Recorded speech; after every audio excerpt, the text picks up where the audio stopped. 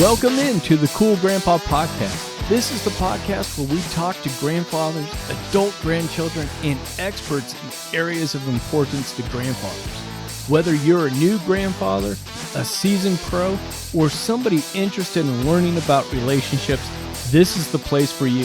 So come on in, join us as we learn together, laugh together, and support each other on the Cool Grandpa Podcast. Doug Sohn is joining me today to talk about how he feels that just because people are hitting the age of 60 doesn't mean that we're done growing.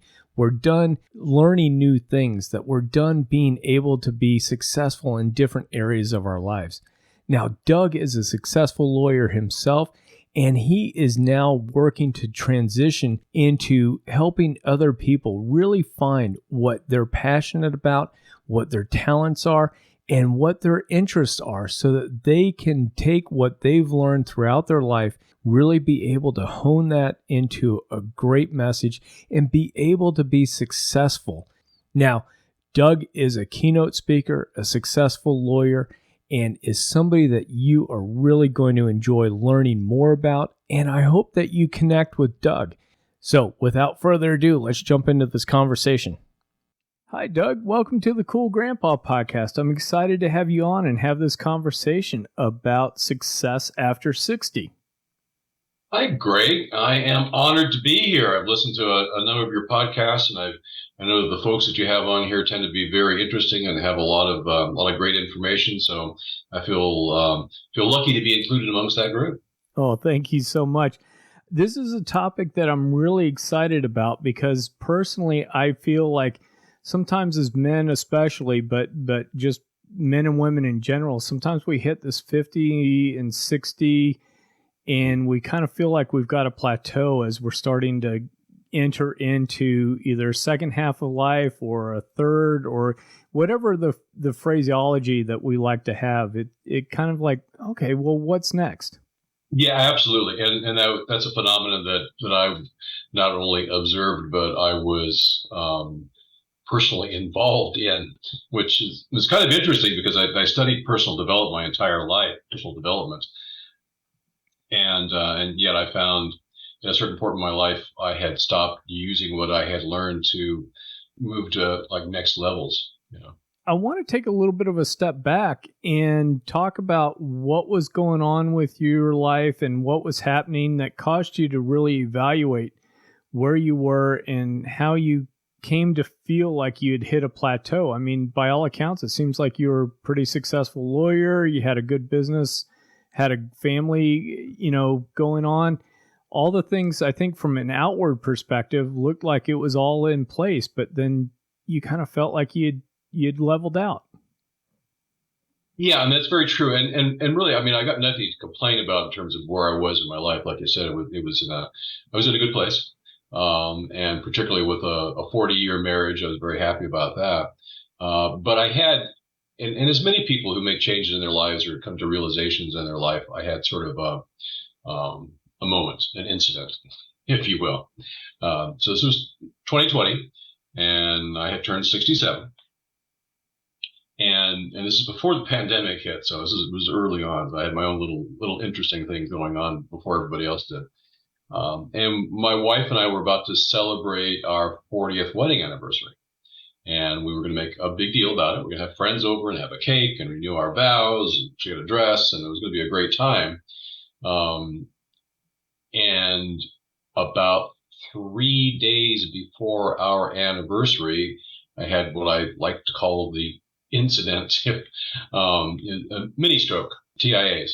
Came out sort of gradually. I wasn't sure what was going on, but I ended up in the hospital and ended up being diagnosed with it, and actually ended up having, over the space of 2 days, 4 of those events. They got kind of worse and worse.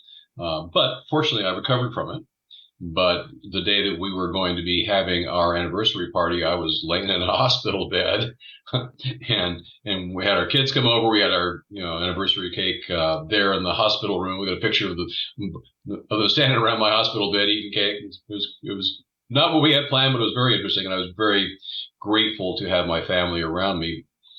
But like I say, it's one of those kinds of events that makes you stop and think about your life. And as I was laying there in that hospital bed, and I was there for about a week, I had a chance to sort of look at where I was. And yes, I had accomplished a lot, but I realized that there hadn't been any big movements in my life for a number of years. And more particularly, and probably the biggest thing for me was my wife, Sherry, and I had not done the traveling that we had always said was very important to us, and particularly to me. And I realized, wait, here I am, 67. We've gone hardly anywhere. We've done some cruises, but I haven't done one of the main things that I said it was going to be important for me to do in my life. And I thought about what had happened, and that's where I came to that conclusion that I'd reached a bit of a plateau. I'd used all those tools that I learned studying Tony Robbins and Earl Nightingale and all those kinds of folks, and taken tons of courses and spent tens of thousands of dollars.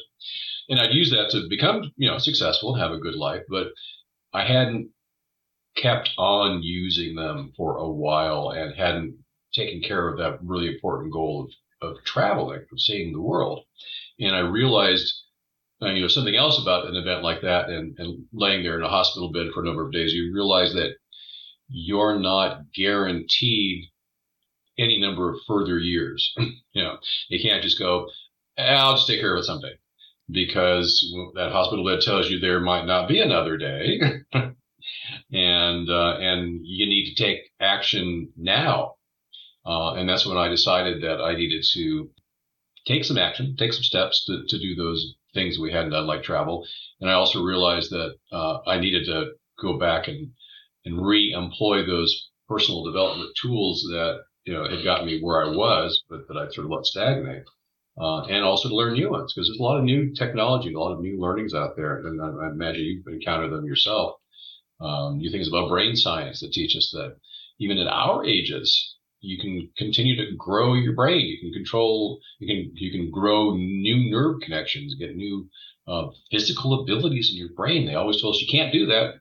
And starts to deteriorate from 30 and only goes downhill from there. And then finding out that's not true. And there's ways that you can stimulate that and things you can do about it. So that's what kind of kicked me into to doing something different with my life. I think, too, that you experience something that a lot of people start to experience when we hit our 50s and our 60s, because I feel like for the most part, you're kind of where you're going to be career-wise. The family, maybe your adult kids are starting to have their children. You are getting ready for another stage of life, but we're not necessarily chasing that next big promotion anymore. We're not necessarily doing that. And of course, there's exceptions to the rules. We hit this point, and all these things and tools that we've had to help move us forward, we do kind of let them slide a little bit. And what other parts or what other things do you think pop up that makes us get to the sense of a plateau instead of looking for the next big thing? Well, that's a great question. And what I saw as I was thinking about it is it's society's attitude, especially when you get over 65, that sort of, traditional retirement age. Society tells us, and we have a tendency, unfortunately, to listen, that it's sort of time to stop. It's time to retire. It's time to stop working. Looking for new accomplishments. Like you say, you've already, at that age, you should pretty well have mastered whatever occupation or profession you're in, and gotten to the top of that profession. And so there's nothing new to start on. And it's time to step aside, let the younger folks take over, and you go off and spend your time babysitting the grandkids and playing golf and things like that. And it's a really strong push from society, the images that we get, the things that we're told, how we're portrayed in the media, movies, TV shows, things like that. And it's hard to resist that, because we tend to kind of believe what we're told to a certain extent. This is the image that we're presented of ourselves, and we start to, to believe that. And as we've all learned, what you believe can very strongly affect you and your abilities. And if you're told you're too old to try something new, you're not going to try something new, more likely than not. So There's a lot that goes into that. Well, and I find too that, when I think about it, that there is this shift with the expanding life expectancy that we're undertaking, that, for our fathers or grandfathers, were especially much more physically labor intensive, and they didn't quite live as long as we're projected to live, if you don't get hit by a bus and all that kind of stuff, right? And so I don't know if the society messaging has really caught up to where we are, from a physical standpoint. Definitely not. There's this contradiction going on. There's this old kind of view, like you were saying, of you get to 65 and you don't have a lot of years left. In the past, our grandparents particularly, and you've been doing physical work, and you're really not going to be doing physical work after that point, and it's time to retire. And back in the past, people had retirement packages and had pensions, and they could retire. And then they didn't live a whole lot longer after that. I saw a study once that said that this is probably back more in the 30s and 40s, that the average length of time that people lived after they retired at 65 was about 3 years. So you work 30 or 40 years and you got 3 years of just enjoyment. And now, like as you were pointing out, with modern day medicine and the knowledge we have about nutrition and things like that, more likely than not, we have another 10, 20, maybe even 30 years of active life. And society is not set up to understand that. It's like you should be done about 65 and go play golf. You're not going to play golf for 20 years. That makes no sense. If that's all you're doing, it's fine to play golf, but that's all you're doing. And then on top of that, many of us, particularly in the society and the economy we've had over the last 10, years or so, don't have that pension, don't have that retirement fund. We can't just say, I never have to work again and I'll still have enough money to last me, because it's got to last longer because we're living longer and we have less, to start out with. So yeah, you're right. There's a huge contradiction between sort of the assumptions that people have about people in our age and then the reality of it. One of the items that I think is also lacking, that I think you're really hitting on, is defining what success after 60 really is. Because to your point, I love going through the Tony Robbins. I like reading, Dave Ramsey, Zig Ziglar, all of these guys, plus the new guys that are out there too. And so I'm consuming this, but I think you're right in terms of I'm not hearing a lot of messaging for us older gents, about, hey, how do you figure out what success after 50, 60 really looks like? I completely agree. And that's part of what struck me, and that kind of will lead into what I want to talk about next.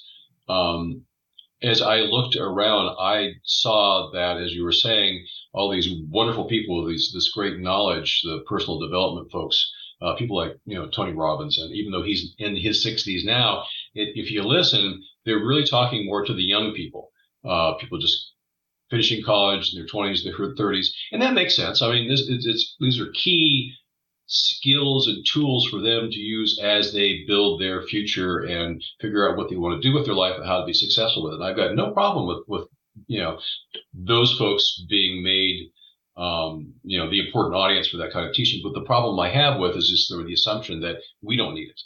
People in our 50s, 60s, 70s don't need it because after all, we've accomplished whatever we're going to accomplish.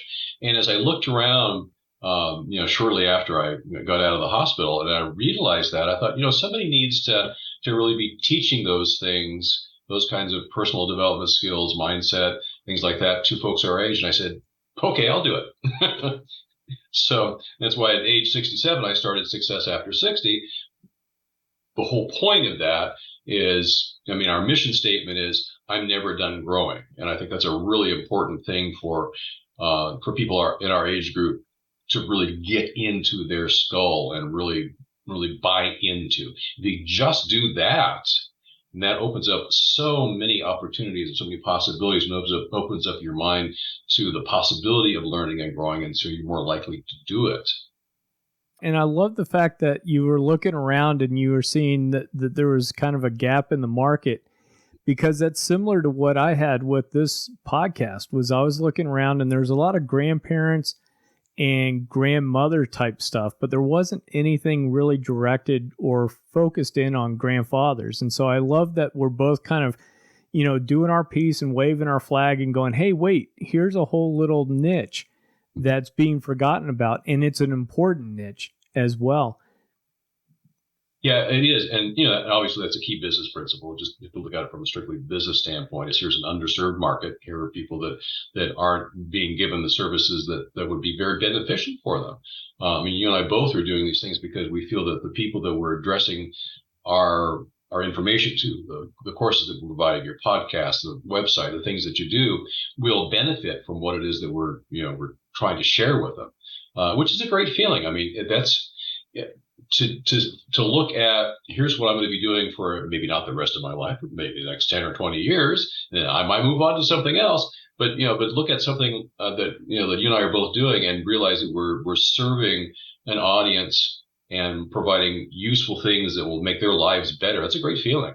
What it does too, I think it helps us to be able to talk about these issues, the underlying a little bit of the ageism and the little bit of like encouraging each other that, hey, just because the grandkids are on the way, just because retirement might be around the corner, doesn't mean that you start to slowly shut everything down.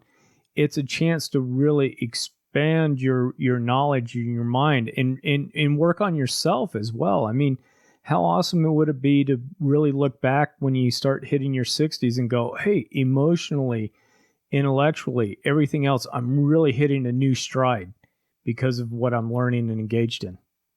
Oh, absolutely. I mean, there's an old principle that you most teach that which you most need to learn, and that's, I found that to be so true.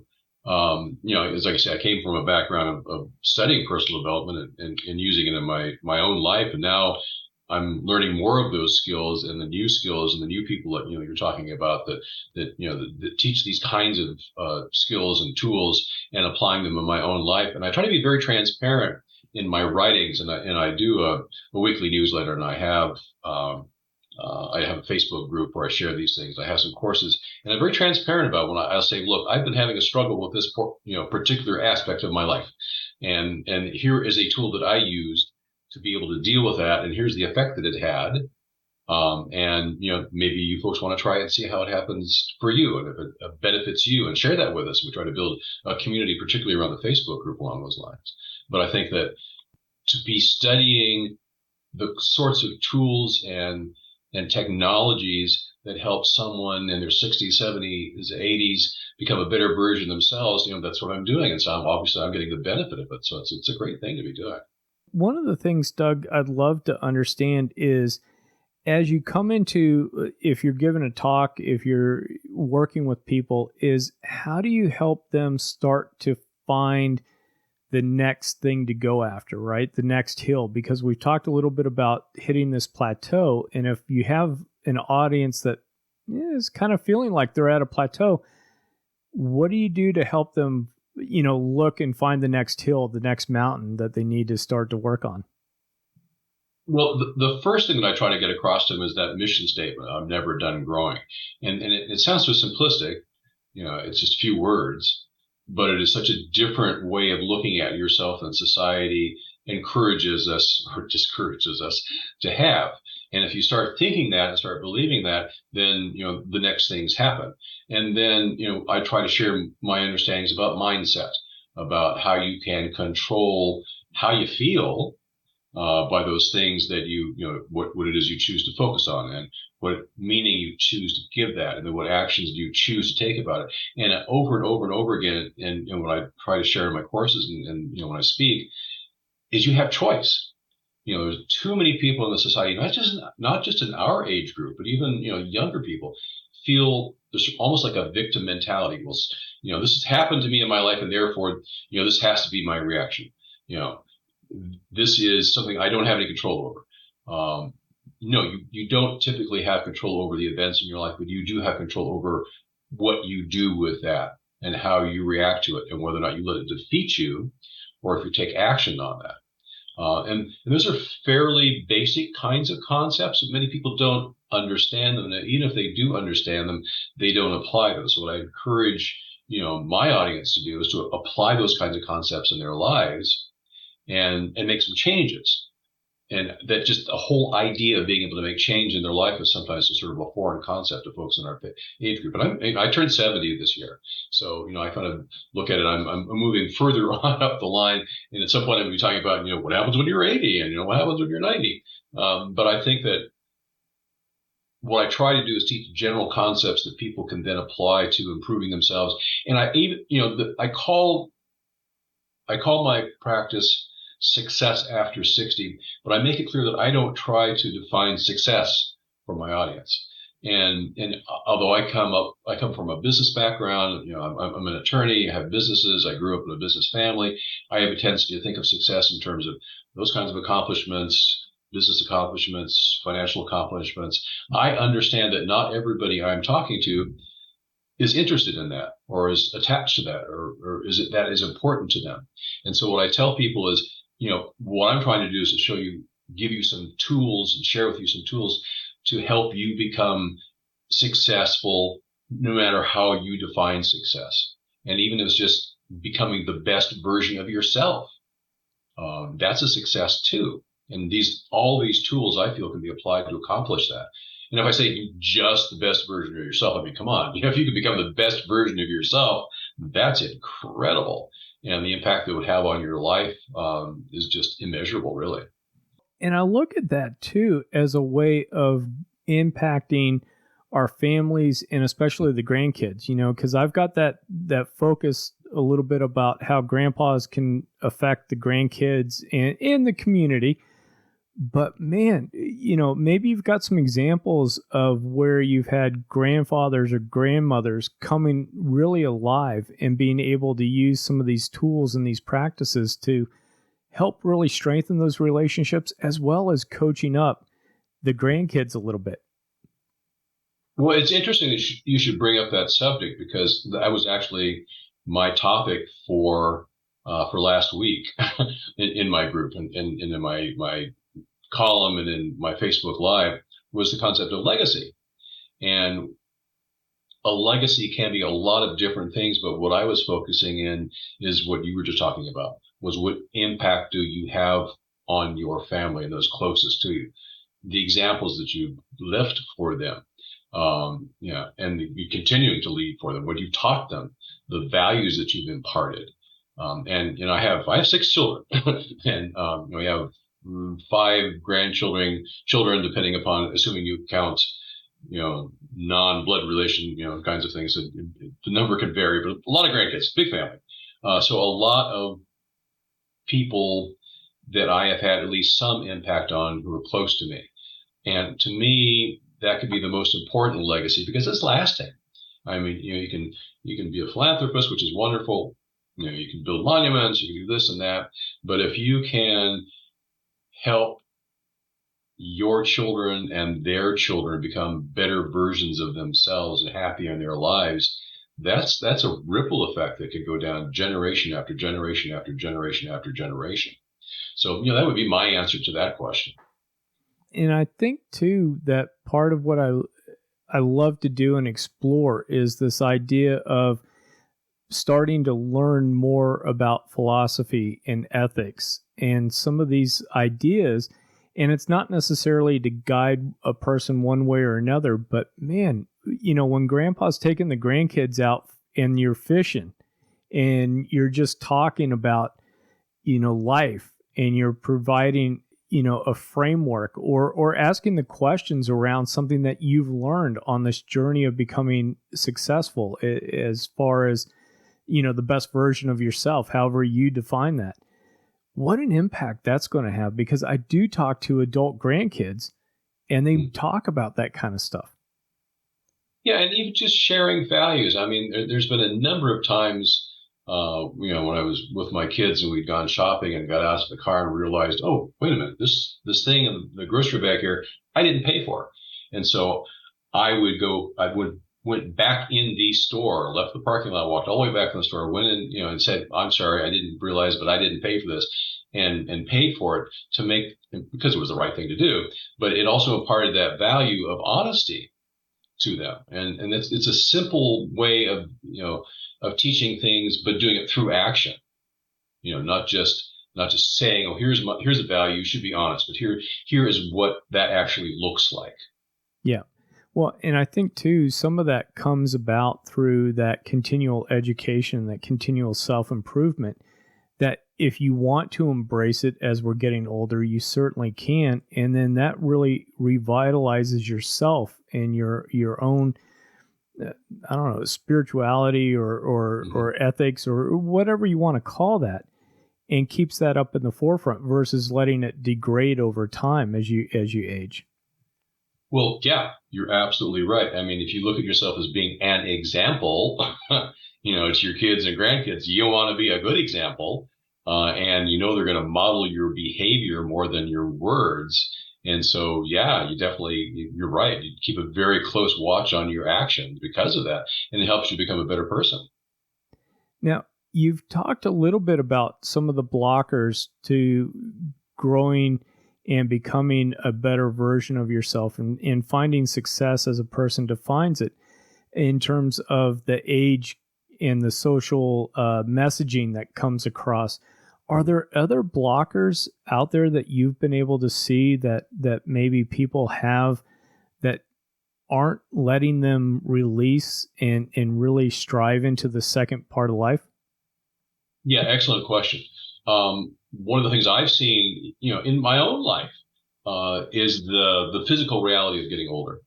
That there are certain physical changes in our bodies that go on as we get older, but they aren't necessarily as big a change, as strong a change, as much of a limitation as you can sometimes think they are. So if you start buying into, if you will, sort of that mythos that we're bound to deteriorate as we get older and get stiffer and get weaker and lose muscle mass and all those kinds of things, as you feel that twinge, or if you get up and it's like, oh, I'm stiff this morning. Well, it's because I'm getting older, and I guess it's just going to get worse, as opposed to, I'm a little stiff. Maybe I should get into a stretching class. Or I seem to be losing a little muscle mass here. Maybe I should go work out. And it's a very sort of hypnotic, if you will, kind of situation, as you've got these messaging, from society around you, and your own body starts to, maybe reflect or mirror, some possibilities of those kinds of things. And it's easy to get sucked into that. So you have to fight that whole thing. I mean, obviously you have to be realistic. You're not going to go out and go snowboarding if you've never been on a snowboard before and you're, 65 years old and you've never done it. That's probably not wise of you. There are some, physical limitations. Even if you're 30, you shouldn't do that. But you need to really sit down and think about what's going on with your body and recognize those things that can be remedied by better nutrition, better exercise, better stretching, seeing your doctor. There's a lot of things that you can do if you believe that you can improve yourself physically, and don't just accept that you're just on this downhill path of deterioration. I think that's probably one of the biggest things. And I found that in my life. I mean, there are times that, I've had physical things come on and immediately started thinking, oh, Doug, you turned 70. Of course, this is happening, that's happening. I said, no, stop, and I've actually written about that. And again, like I say, I try to be, very transparent about what's going on in my life.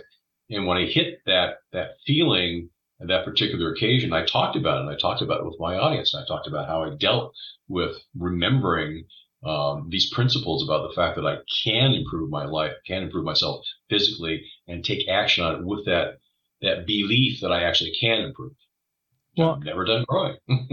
And it's interesting because to me, that's all sounding very much like being in owning that response. And you talked about that, is that you've got to be able to own that response to the circumstances, because circumstances are going to pop up. Your ownership about how you address that becomes even more important. And how do you work and coach with people where maybe they're not quite as used to that? Maybe they're in a workplace environment where, work is given to them and this is what you do and this is how you do it. And most of their life, it's been kind of receiving and not really exercising that kind of ownership to a response. I really like that word you're using, ownership, because I think that's sort of a key concept, if you will, to take ownership of your circumstances in your life.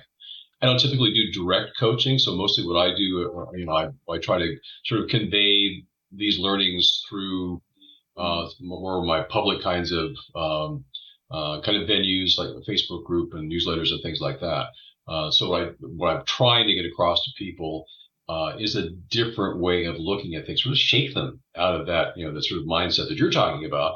Whereas, I was brought up in this workplace and I was told I have to do it this way, and now I'm told I can't do it that way because I'm too old. You're sort of fighting that negative input, which is a very important point.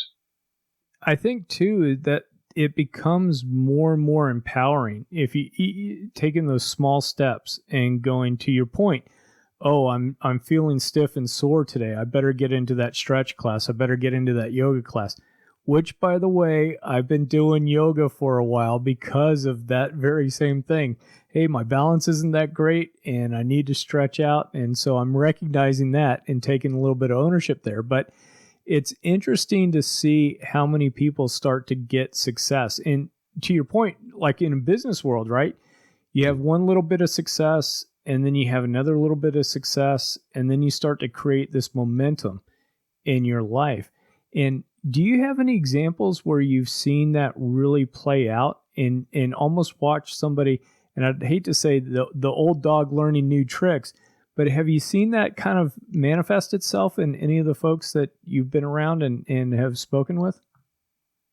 Yeah, I've got this one gentleman back in Texas that's part of our group, and he's been following, along with, with what I've been trying to share for, gosh, probably 2 years or more now. And he has taken some very strong steps in his life. He got married to a woman that he had sort of a long distance relationship with for years, and finally decided to make this big change in his life. Now, I can't, take responsibility for that, but I'm very happy to say that they apparently are having a wonderful marriage. They're totally in love with each other, and it's been a huge, because he was living alone, and now he's in this wonderful relationship. And on top of that, he started putting out his own courses to try to share some of his knowledge with people, sort of in like what I'm doing, sort of as an example of the fact that you can share the knowledge that you have. And it's been very gratifying watching sort of the things that he's done over time. And as I say, it's been a 2 or 3 year process. And I mean, just the fact that he's in this wonderful relationship now and was pretty lonely before, it's really gratifying to see that. Oh, I bet. And I always love watching the folks that we're helping out, that are friends or connections or whatever, really start to build that success and that momentum success. And have you been able to really be watching the growth of what you're doing start to take root and really develop? It's been candidly a pretty slow growth. And keep in mind that this is sort of my second, third career, and my next career that I'm working towards. I'm still working full time as an attorney, and I'm actually working on expanding the practice. So that's my focus right now. The Success After 60 portion of it is something that I'm keeping on at least a very warm simmer in the background, and continuing to work with it and making sure that it's staying alive and will be there for me to step into. I'm planning on selling my law practice in about 2 years, and then I can move into Success After 60 full time, which is, I think it's a great example of somebody moving into a second career in their 70s, and just showing that it could be done. Oh, yeah. Well, and I think that's also just shows us too that as we're getting older, not everything has to be a big bang. Meaning, you don't have to run out and start a new airline. You don't have to go out and do something. These successes, to your point, is very personal, and it could be starting a side business that you're then going to move into, or it could be something where, hey, you're really going to dive into studying a particular philosophy. You might be going back and taking some courses at the local university. Whatever that is, I think that's what you were talking about. It's defining success for yourself. Absolutely. And just the very concept of what you were talking about, getting more education, going back and taking some courses, learning some new things. That's not the sort of thing that society typically expects of us. And therefore, we don't necessarily expect of ourselves to do it. I think it's your job and my job to help people understand that you absolutely can do that. And there are great benefits to doing that.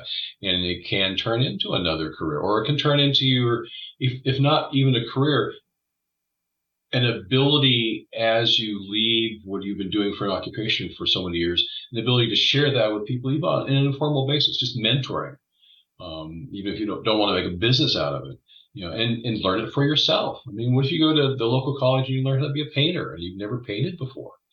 What a great new thing to bring into your life. And all that means is every time you're studying something and every time you're learning something, you're growing your brain.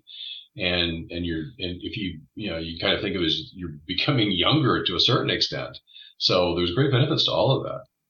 I love that we're talking about growing your brain and learning how all that wiring is going on, because I think every year we're learning more and more about it and how it is so important to keep, from a nutrition standpoint all the way up to the information that you take in, the building on new skills. And, I just absolutely love it. And again, I take it back to how much more engaged are you going to be with your grandchildren as they're starting to get older, as they're starting to ask more in-depth questions, because chances are they're going to ask the grandparents and maybe not so much mom and dad. Well, that is a very important point. And here's something else. If we're studying these things and learning more about how we can contribute and grow as we get older, we've had to kind of learn it sort of later in life for the most part, because this is fairly new technology. Some of this stuff is brain plasticity kinds of concepts. It's only 5-10 years old. If we teach it to our grandchildren, then they can have that knowledge much earlier in their lives and get that much more benefit from it.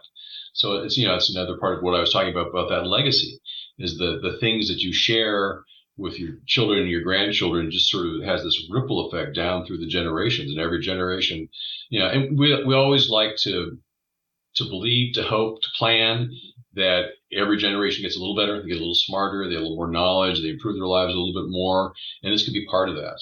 And that's what a great feeling to think you're having that kind of impact down through your whole lineage. Oh, yeah. Yeah, totally agree with that. And Doug, I have had you on for a little bit. Is there anything about success after 60 that we haven't hit on, or anything that you would like to share with us, about this topic? Well, thanks for asking. We have a website, and we do have some courses on there that I think really dig deep into some of these principles that I've been talking about. Some video on demand courses, some short ones, some longer ones. I got a goal planning workshop, which is fairly timely. We're getting down to about the end of this year, so planning for 2024 is something that I've been hammering on my people for. What are your plans for next year? And that would be something that your audience might be interested in looking into. Oh, sure. And we'll be sure to put links to all of this into the show notes. So when one of our listeners is out walking the dog or taking a jog or doing whatever, they can go to my website, and then I've got links over to you and what you're doing and all your courses and things.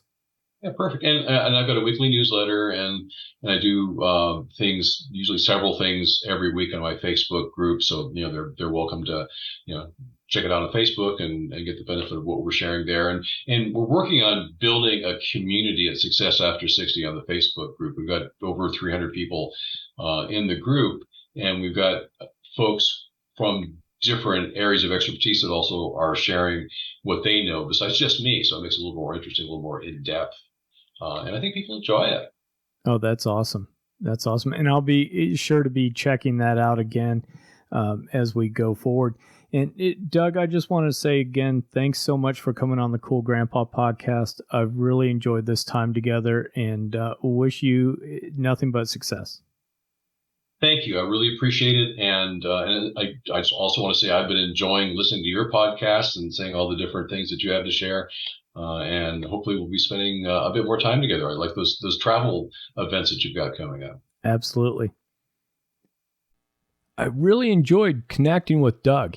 It was great to hear his story, to hear how he's been a successful lawyer with a great practice, a 40-year marriage with 6 children, and is able to really take all these lessons, everything that he's learned from the likes of Tony Robbins and other people, and start to focus that in to deliver and inspire people to look for ways that they too can be successful.